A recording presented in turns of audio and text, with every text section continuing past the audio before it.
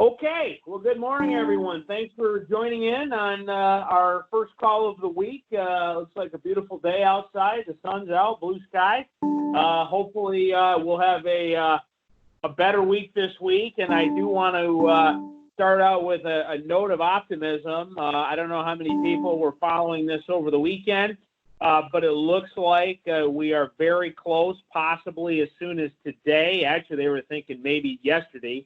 But hopefully as soon as today, striking a deal on the business funding programs through the federal government. The two, obviously, primary ones are the PPP program as well as the EIDL. That's the Disaster Recovery Loan Program. Basically, the package as it looks right now, it looks like they'll have $310 million for the PPP.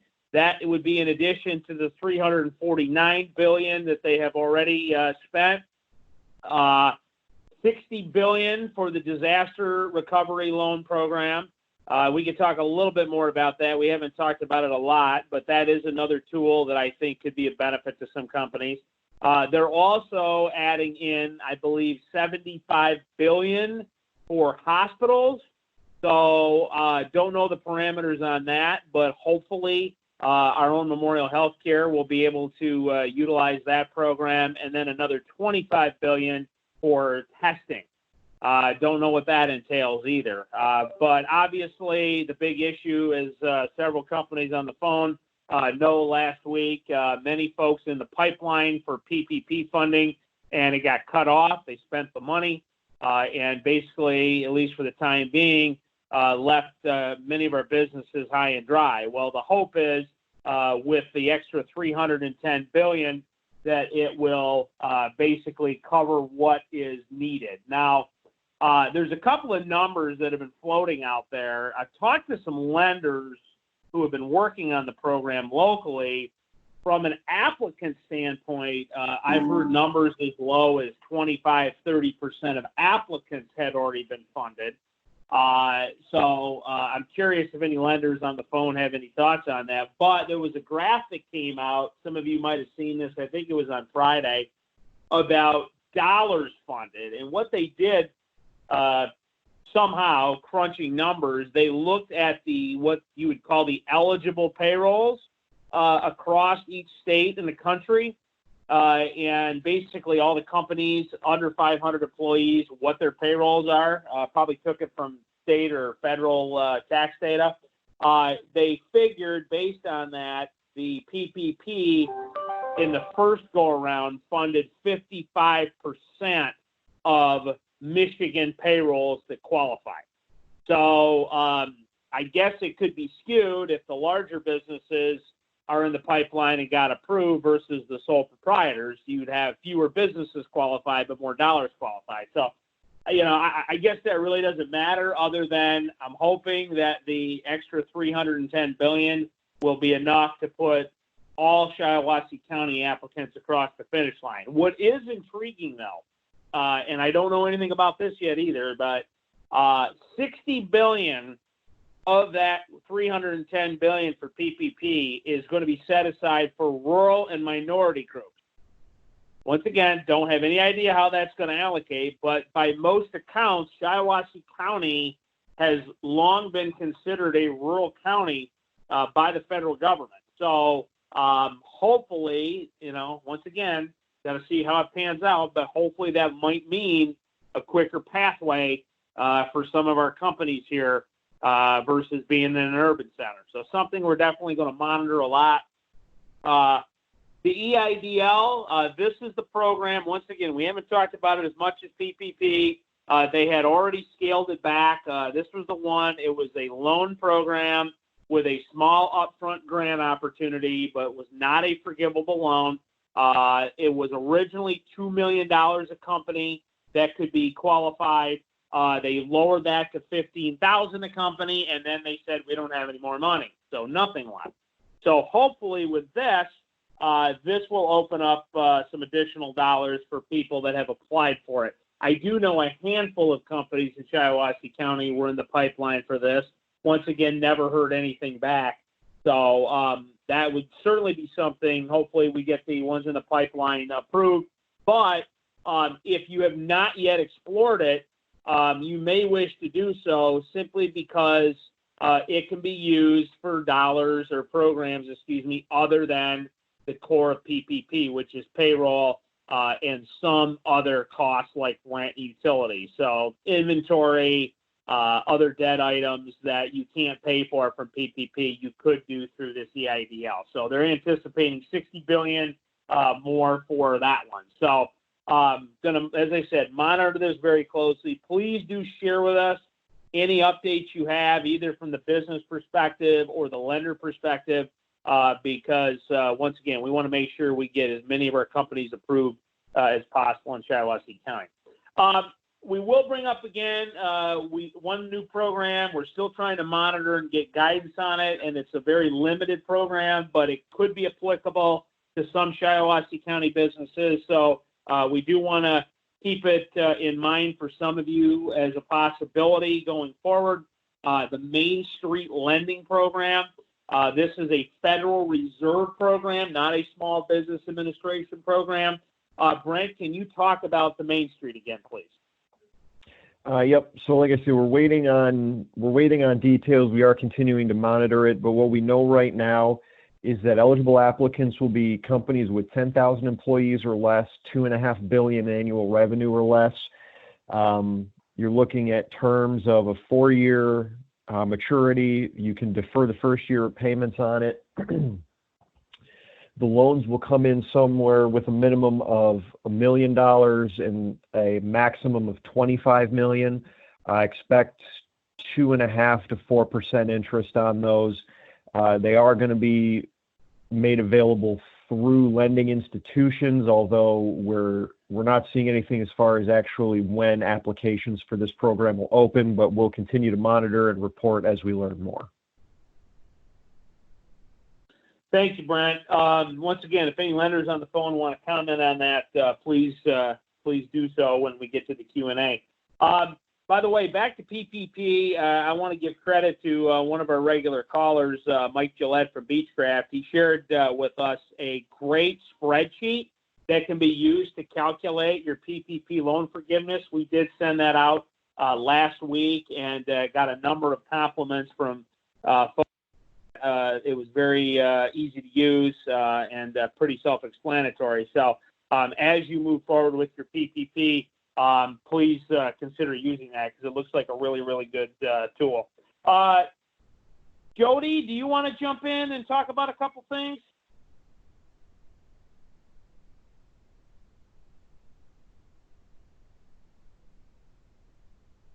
Oh, is she there?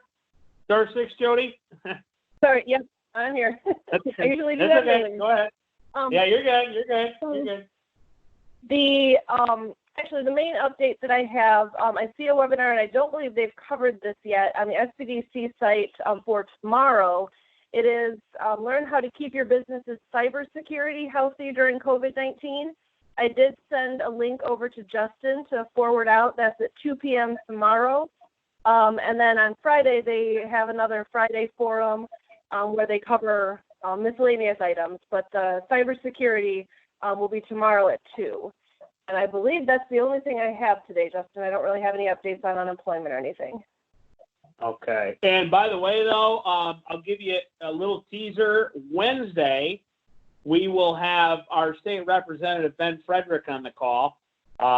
Many of you participated on the call with Senator Tom Barrett on Friday, which I thought went great. But Ben's going to be on. But what's interesting, Ben has actually lined up some speakers from state government to join us on the call, including somebody from the Unemployment Insurance Agency. So I don't know who it is yet. Still working on those details, but credit to our state rep for being able to get that to happen. So you're definitely going to want to join us if you have unemployment insurance questions.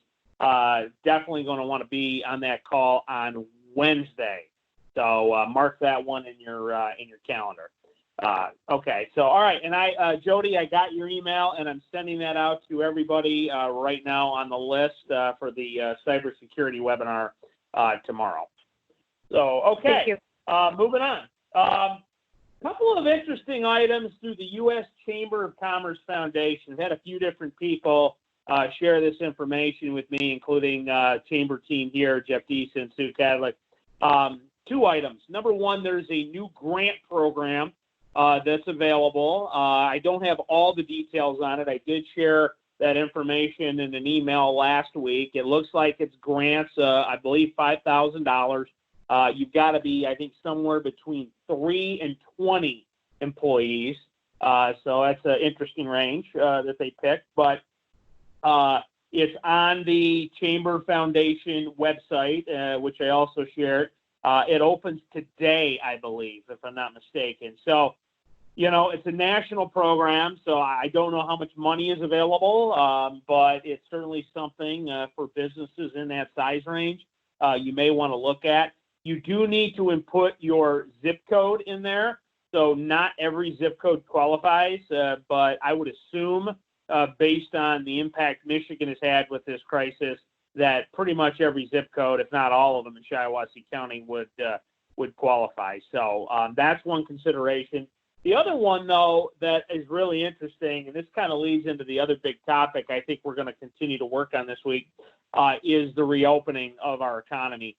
So the U.S. Chamber also offers a Monday, Thursday webinar series, 3 o'clock, I believe, with ideas, topics, education on reopening the economy in terms of safety protocols and, just pretty much anything you can think of. It looks very interesting. They did start it looks like, in the last week or so, but they're going to continue to have these going forward. And it certainly might be something as you look to your own business to try to reopen, maybe get some good ideas from that. To that point, we did bring this up last week, but I think, as I said, we're going to hear it more this week, is focusing on what we can do within Shiawassee County to prepare ourselves for that reopening. I think, details are still, sketchy in terms of, what that's going to look like. I do think, and I've said this to, I don't know if I've said it on this call, but I've said it to several of you. I do anticipate at least the beginning of a reopening in Michigan on May 1 when the executive order lifts. What does that look like? Who gets to reopen? Who knows? That's still being worked out. But in the meantime, we have an opportunity as a community to take a look at trying to have ideas, protocols, things like that. So I want to give some credit here to the Chamber. Jeff Deason, he's working on pulling a group together on that. So look for more to come in possible information gathering, data gathering. I did send out an email last week. Some of you, hopefully you all got it. Some of you responded on what you're doing individually for safety protocols. It was great information. Jody has started to compile that in a spreadsheet, which will certainly be something that can be shared. The idea being here, learning best practices from each other within Shiawassee County. And then also on the flip side, credit to Owasso Main Street, Josh Adams and his team. They have actually developed a survey to understand from the customer side what they need to see. I think we all know this. It's not just about creating the work environment, for the workers, but if you have customers that you're dealing with that are coming into your place of business, what's going to make them feel comfortable? Now, obviously, that's going to probably be more impactful for things like retail and restaurant, but we all have people that come in to our operation. So that survey is out there as well. I think we sent that out. I'm not sure we sent it out by email. It's definitely on social media, but I'll make sure we send that out again today. Would love your input on this, because that's really going to be huge, right? I mean, yes, we can create that safety for our people, but if customers aren't comfortable, it really doesn't matter. So got to create that environment where both the worker and the employee feel safe. So please do take the time, if you would, to compile information on both accounts, both what you're looking to do, but also if you're a customer in a business, what you're looking to have. to make you feel safe. So let's see. So more to come on that this week for sure. A couple of other smaller programs. I've noted these before. They're more targeted, but I definitely want to make sure we keep you in the loop on them. Michigan Economic Development Corporation. We've talked about several opportunities there. They have programs for exporting grants. They have a program for companies that are doing something related to mobility as it relates to the crisis. They have another one that came out we shared at the end of last week, more tech company related. We don't have a lot of those, but we have a few really good ones here. They have programs to help with investment dollars, both equity and debt. There might be some grants in there too. There's a couple of other ones we're looking at. So a business accelerator fund is another one that they have that can help with possible repurposing of medical into medical manufacturing. So there's some niche ones out there, but as I said, we want to keep you thinking about those. If any of you have any specific projects that you're looking at that you want to work on, that you think maybe a target grant might be applicable, just reach out to me, send me an email, give me a call. Maybe there's a specialty program out there. Along with that, reiterating that Owasso and Durand have their programs. Durand is a $1,000 grant. It's the Durand Cares Grant. So folks in the Durand area, you're going to want to take a look at that. Owasso still has their emergency loan program. I know a few more folks applied for that last week. They can do up to $5,000 zero interest loans. So that's another option. You have to be in the city and you have to be in a commercial zoning district. So just something to keep in mind. As always, if you have specific situations, we're very happy to talk to you, and maybe there's another program that might fit your needs. But obviously the big ones out there, the big one is PPP, and that is going to be hopefully rectified here in the next day or two. Really, the only other thing I want to mention, two things actually. We will be having on a call later this week. Not sure the day yet, but Carlotta Gamakel from the Detroit Regional Partnership, she's going to be joining us. We've got a really interesting call set up for Thursday with them. I did talk about this on the call last week, kind of looking ahead. Where are we going to be positioning ourselves as a region, as a state, and trying to attract new opportunities for business? So we're going to be moving that ahead with a conference call on Thursday with them. Going to be very interested to see what comes out of that. And then, last thing, always talk about the jobs. If anyone has jobs that they want to promote, please let us know, and we're happy to do that. So bottom line, the big story this week, hopefully we get the money back for PPP.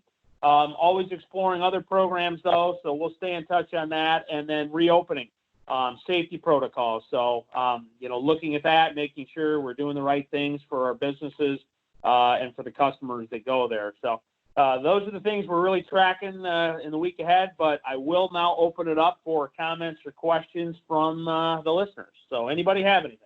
Star 6 if you want to talk.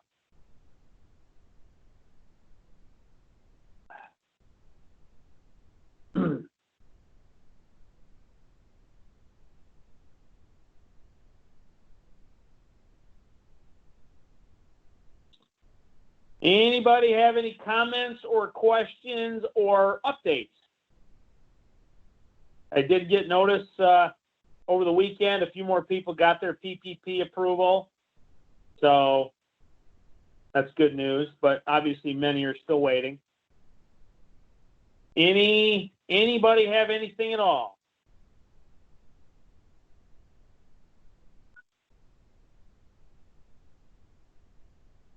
Okay, well, thank you, everybody. A short and sweet call this morning.